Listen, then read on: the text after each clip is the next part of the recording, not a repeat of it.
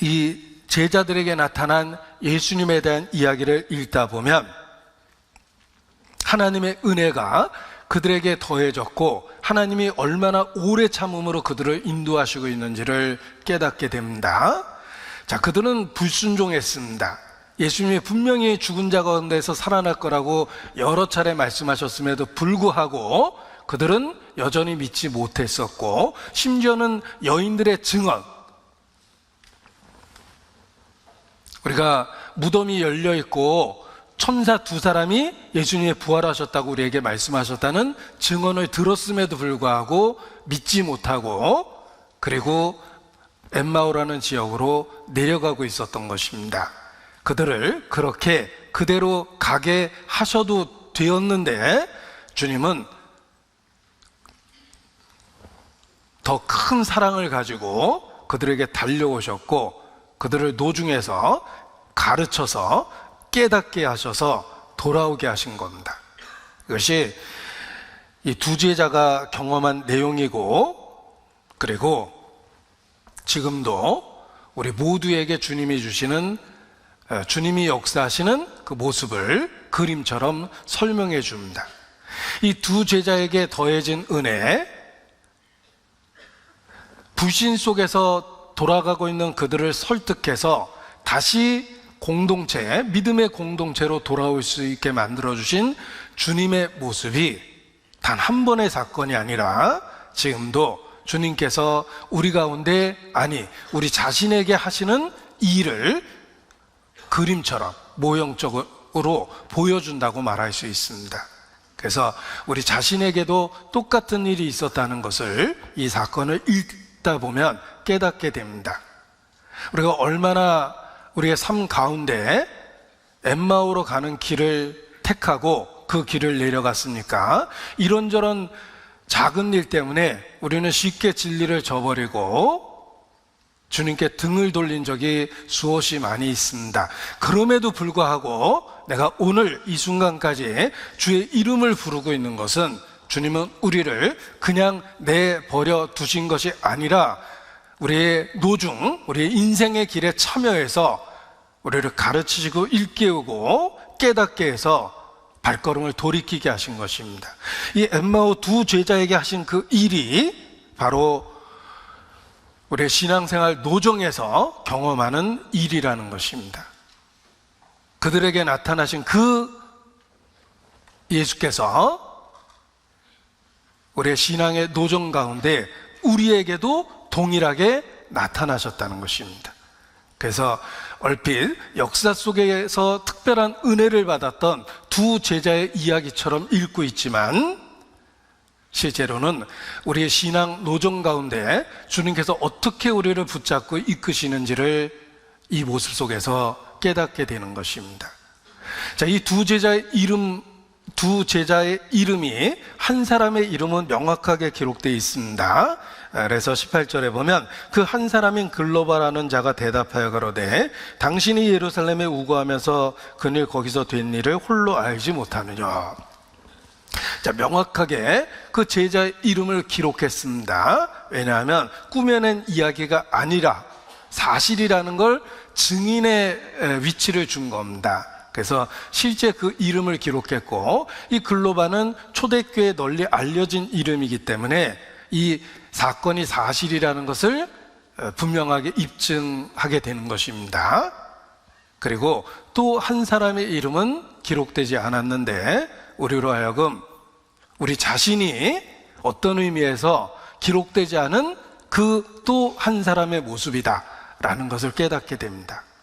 왜냐하면 우리의 신앙생활의 노정에서 우리는 수시로 엠마오를 향했고 주님은 우리를 노정에서 설득하고 깨닫게 해서 말씀으로 감동을 주시고 우리의 삶을 돌이킬 수 있게 해주셨기 때문에 그렇습니다. 그리고 그들이 가려 했던 엠마오가라는 작은 마을이 있었는데 우리에게 엠마오는 무엇입니까? 우리가 신앙생활하는 중에 그 신앙에 낙심하고 흔들리고 신앙이 공동체로부터 멀어지게 하는 그런 모든 일들이 엠마오에 해당한다고 할 수 있습니다. 때로는 신앙의 핍박을 받고 우리의 마음이 예루살렘에서 엠마오를 향합니다. 또 교회 생활 중에 인간적인 어떤 상황 속에서 다른 지체로부터 상처를 받고 우리 마음이 공동체로부터 멀어져서 엠마오를 향하기도 합니다. 또는 개인적으로 유혹을 받거나 세상적인 욕심 때문에 탐욕이나 돈에 대한 욕심, 이생에 대한 염려, 이런 것들 때문에 공동체로부터 멀어지기도 합니다. 그 모든 것들이 우리 자신에게 엠마오와 같습니다. 우리를 그냥 그대로 가게 할 수도 있었는데 주님은 기꺼이 우리에게 나타나셔서 우리를 가르치시고 설득하고 깨닫게 해서 예루살렘으로 우리의 마음을 돌아올 수 있게 만들어 주시는 것입니다. 그래서 이 두 제자에게 있었던 그 일이 우리에게도 지금 일어나는 주님의 그 역사하시는 모습이구나라는 것을 깨달을 수가 있습니다. 그래서 저 개인적으로는 예를 들면 24장 15절을 읽으면서 저희가 서로 이야기하며 문의할 때 예수께서 가까이 이르러 저희와 동행하셨다. 지금도 그렇다.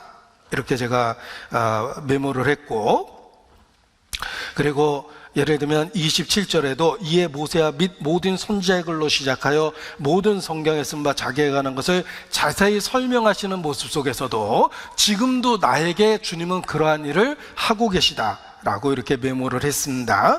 30절도 그렇습니다. 저희와 함께 음식 잡수실 때 떡을 가지사 축사하시고 떼어 저희에게 주심에 저희의 눈이 밝아져 그인 줄 알아보더니 지금도 똑같은 일을 나에게 내 삶 속에서 하고 계시는구나. 그래서 내 마음이 엠마오를 향하고 있다가 예루살렘으로 돌아올 수 있게 만들어 주시는구나. 이 제자들에게 하셨던 그 모습이 내 신앙생활 가운데 반복적으로 주어지는 주님의 은혜구나 라는 것을 깨닫게 됩니다.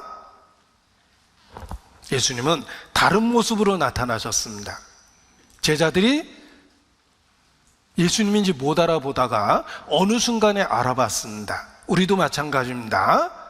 어떤 형제의 간증 속에서 내가 크게 책망을 받고 마음을 돌이키게 됩니다. 그 형제의 간증 속에 보이지 않는 주님께서 역사하신 것입니다. 또 내가 겪게 되는 일상의 이런저런 이 가운데 다시 신앙이 일깨워지는 경우가 있습니다. 때로는 아주 사소한 일상 속에서 주님의 모습을 보고 교훈을 받고 감동을 받고 신앙이 회복되기도 합니다. 그 뒤편에 주께서 다른 모양으로 역사하시는 은혜가 있다는 것입니다. 주님은 우리 삶 가운데 달려오셔서 적극적으로 개입하십니다. 그것이 은혜입니다. 내가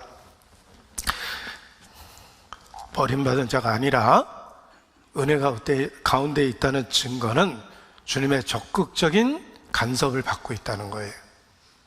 그냥 가게 할 수도 있었는데 주님은 내 인생의 노정에 달려오셔서 관여하십니다. 그것이 은혜입니다. 자, 우리가 가려하는 엠마오는 무엇입니까? 이런저런 것들이 있을 거예요. 절망, 낙심, 근심, 슬픔, 세상 유혹, 불신, 부정적인 태도. 다시 찬송의 가사를 여기 소개해 드리겠습니다. 이 세상 사는 길, 엠마오의 길, 끝없는 근심이 앞길 막으나. 우리 인생이 정말 그렇습니다. 이 세상 사는 길, 엠마오의 길, 끝없는 근심이 앞길 막으나. 주님은 그때그때 우리 인생에 나타나셔서 가르치시고 설득하시고 깨닫게 해서 돌이키게 하십니다. 우리에게 엠마오로 가는 상황은 너무나 많이 있다는 것입니다. 절망과 낙심, 금신과 슬픔, 세상 유혹, 불신, 부정적인 태도, 이 모든 것들이 공동체로부터 우리를 분리시켜서 우리의 엠마오로 향하게 합니다. 그래도 그때 주님은 다시 나타나셔서 우리가 돌아가야 할 예루살렘으로 돌이키게 하십니다. 우리가 돌아가야 할 그 예루살렘은 주님 자신이며 주님의 몸된 교회, 곧 공동체입니다. 그래서 주님이 붙잡고 이끌고 돌이키게 하셔서 지금 이 순간 우리가 주의 몸된 교회의 지체와 일원으로 함께하고 보호받고 양육되고 있는 것입니다. 자, 이 제자들의 모습을 분석해 보면 하나님이 간섭하셔서 돌이키게 해주시는 그 상황과 상태, 이유 등을 볼 수가 있습니다. 엠마오로 가는 이 두 제자의 마음과 상태에 주님이 그들에게 은혜를 더해 주신 이유가 있다는 것입니다. 첫 번째, 그들의 관심은 온통 예수님에 대한 것이었습니다. 이 노중에서 대화 자체가 다 예수님에 대한 것이죠.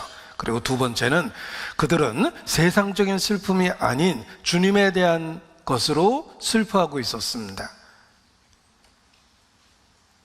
자신들이 목격했던 그런 일들, 주님과 관계된 것들을 갖고 근심하고 슬퍼하고 있었던 것입니다. 그리고 세 번째는 그들은 진리에 대하여 더욱 알고자 하는 적극성이 있었습니다. 자, 낯선 이가 동행하면서 대화를 하고 있습니다. 그런데 이렇게 그들의 상태에 대해서 꾸짖는 표현을 썼음에도 불구하고 그들은 그 표현을 진리를 듣고 그 얻게 되는 깨달음 때문에 그 책망을 마음에 받아들입니다. 25절에 보면 미련하고 선지자들의 말한 모든 것을 마음에 더디밌는 자들이여 라는 책망을 받았죠.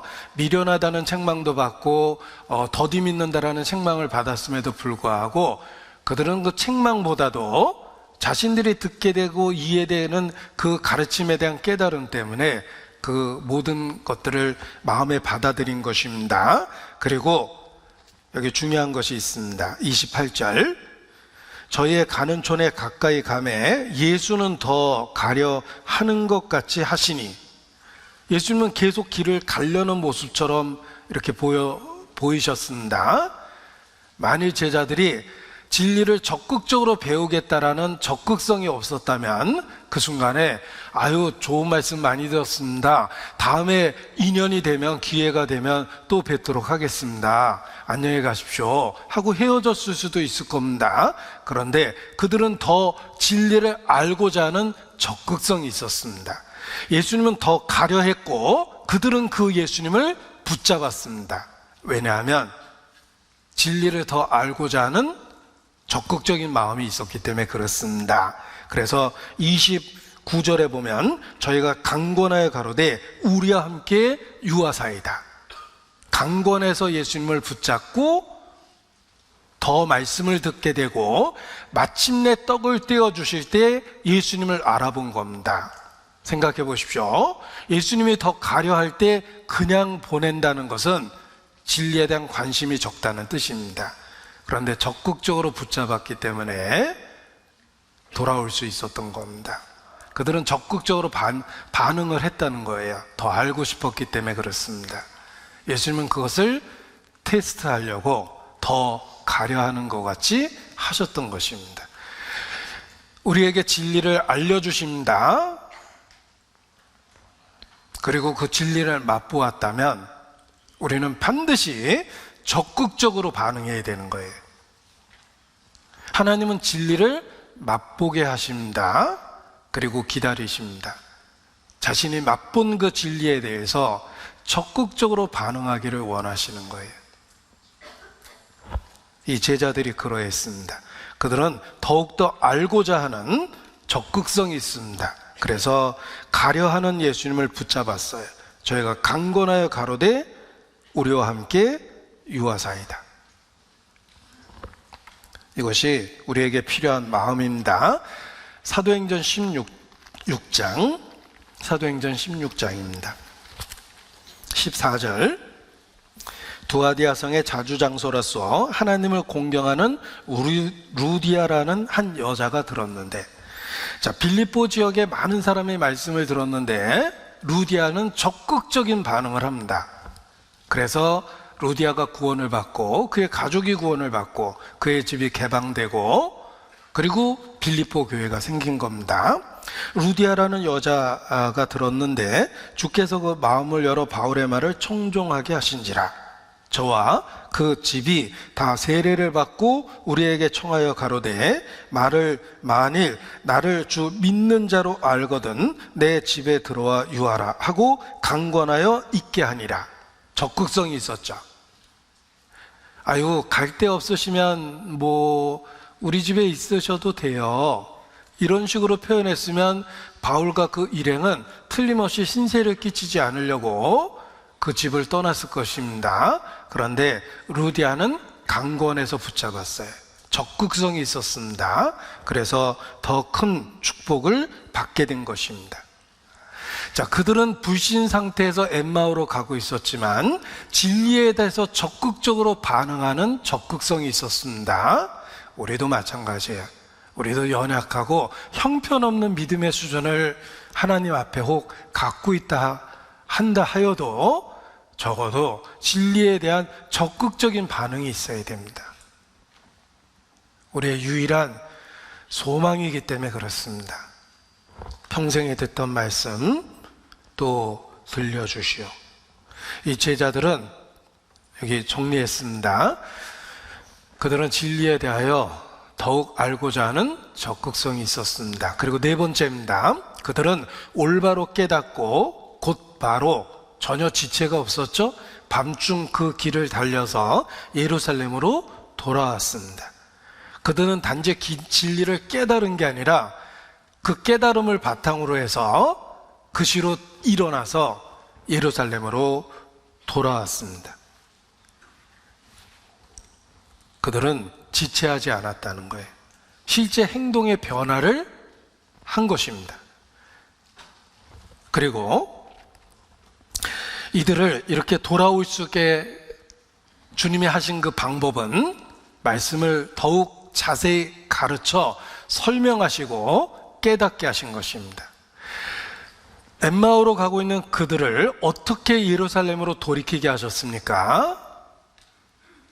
성경을 자세히 풀어서 설명하시고 깨닫게 하셔서 돌아오게 한 겁니다. 누가복음 24장 다시 본문을 보겠습니다. 누가복음 24장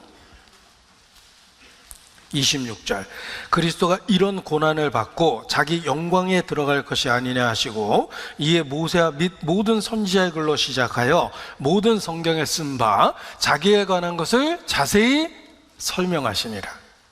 이것이 그들을 돌이키게 할 수 있는 방법이었습니다. 그리스도의 고난 그리고 그 후의 영광, 죽음 그리고 그 후의 부활, 예수님의 낮아지심 그리고 그 후에 높아지심, 이런 핵심적인 진리를 성경을 가지고 강론하고 설명하고 뜻을 풀고 깨닫게 해서 돌아오게 하신 것입니다. 우리도 마찬가지입니다. 우리가 그리스도에 대한 그 핵심적 진리를 성경을 통해서 확인하고 확증할 때 엠마오로 향하던 그 마음이 다시 진리를 향하고 주님을 향해서 돌이키게 되는 것입니다. 우리가 모일 때마다 가장 많은 시간을 말씀을 배우는 데 사용하고 있습니다.